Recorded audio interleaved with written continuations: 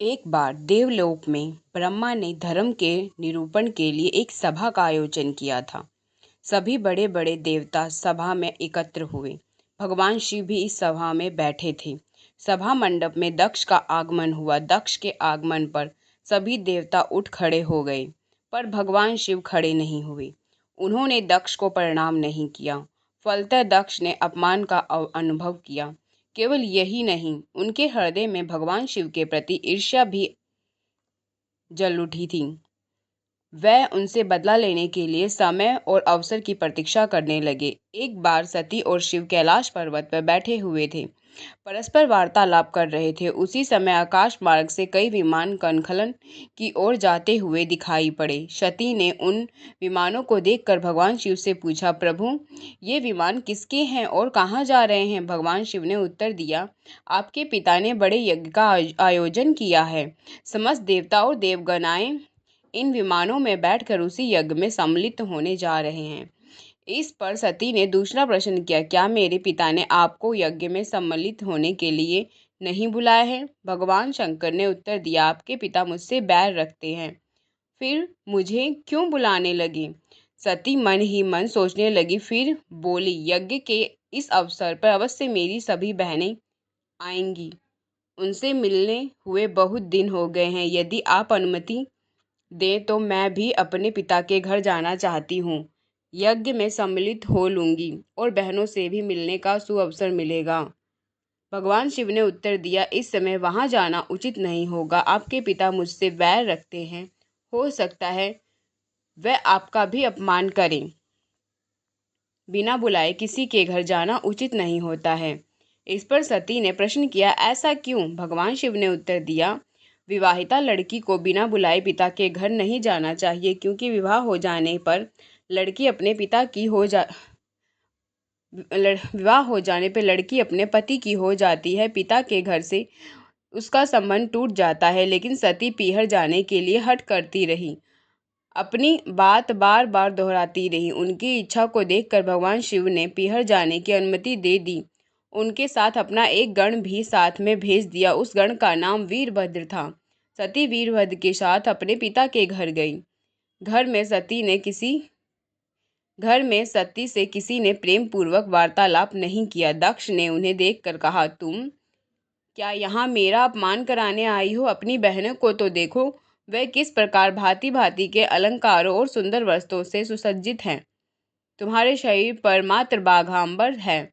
तुम्हारा पति शमशानवासी और भूतों का नायक है। वह तुम्हें बाघांबर छोड़कर और पहना भी क्या सकता है? दक्ष के कथन से सती के हृदय में पश्चाताप का सागर उमड़ गया। वह सोचने लगी, उन्होंने यहाँ आकर अच्छा नहीं किया। भगवान ठीक ही कह रहे थे, बिना बुलाए पिता के घर भी नहीं जाना चाहिए। पर अब क्या हो सकता है? अब तो मैं आ गई हूँ। पिता के कटु और अपमानजनक शब्द सुनकर भी सती मौन रही। वह उस यज्ञ मंडल में गई जहाँ सभी देवता और ऋषि मुनि बैठे थे तथा यज्ञ कुंड में धू धू कर जलती हुई अग्नि में आहुतियां डाली जा रही थी। सती ने यज्ञ मंडप में सभी देवताओं के तो भाग देखे, किंतु भगवान शिव का भाग नहीं देखा। वह भगवान शिव का भाग न देखकर अपने पिता से बोली, पितृश्रेष्ठ, यज्ञ में तो सबके भाग दिखाई पड़ रहे हैं, किंतु कैलाशपति भाग में नहीं है। आपने उनका भाग क्यों नहीं रखा? दक्ष ने गर्व से उत्तर दिया, मैं तुम्हारे पति शिव को देवता नहीं समझता। वह तो भूतों का स्वामी है, नग्न रहने वाला और हड्डियों की माला धारण करने वाला है। वह देवताओं की पंक्ति में बैठने योग्य नहीं है। उसे कौन भाग देगा? सती के नेत्र लाल हो उठे। उनका मुखमंडल प्रलय के सूर्य की भांति तेजो दीप्त हो उठा।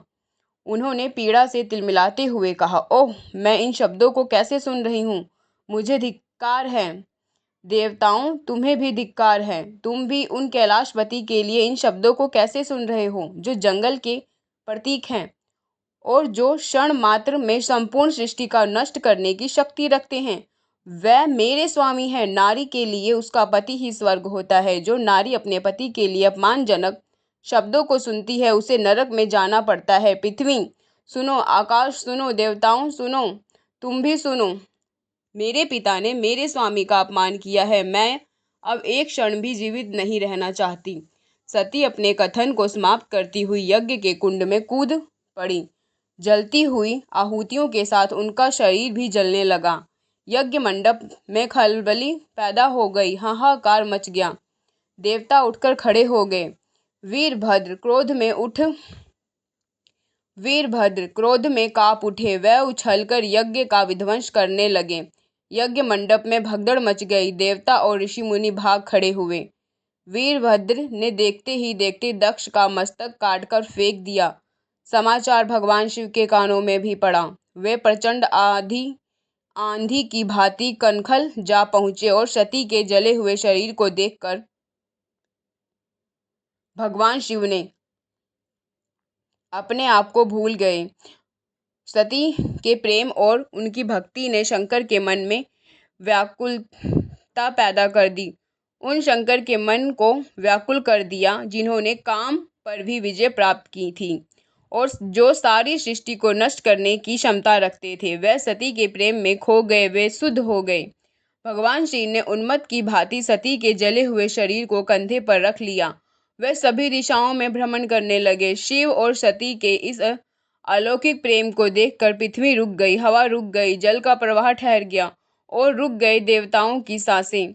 सृष्टि व्याकुल हो उठी। सृष्टि के प्राणी पुकारने लगे, त्राहि माम, त्राहि माम, त्राहि माम। भयानक संकट उपस्थित देखकर सृष्टि के पालक भगवान विष्णु आगे बढ़े।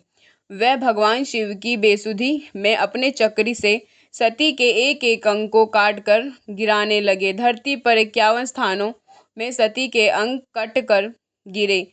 जब सती के सारे अंग कट कर गिर गए तो भगवान शिव पुनः अपने आप में आए। जब वे अपने आप में आए तो पुनः सृष्टि के सारे कार्य चलने लगे। धरती पे जिन 51 स्थानों में सती के अंग कटकर गिरे हैं वह आज भी शक्तिपीठ के रूप में जाने जाते हैं। आज भी उन स्थानों पे सती का पूजन होता है, उपासना होती है। धन्य है शिव और सती का प्रेम। शिव और सती के प्रेम ने उन्हें अमर और वंदनीय बना दिया।